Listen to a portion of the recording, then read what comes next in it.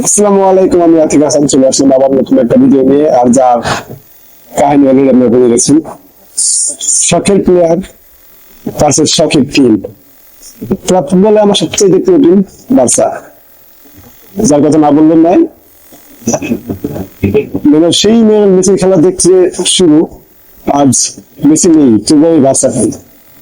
আর Martinez বর্তমান এই সময় জেনারেশনের সেরা স্ট্রাইকারদের মধ্যে একজন।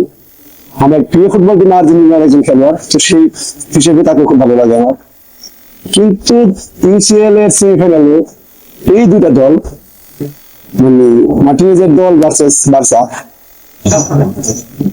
ইন্টার মিলান ভার্সেস বার্সা একসাথে মুখোমুখি হবে ফাইনালে যাওয়ার জন্য। যেহেতু আমি বার্সা ফ্যান, সেটা আমি চাবো বার্সা জিতুক।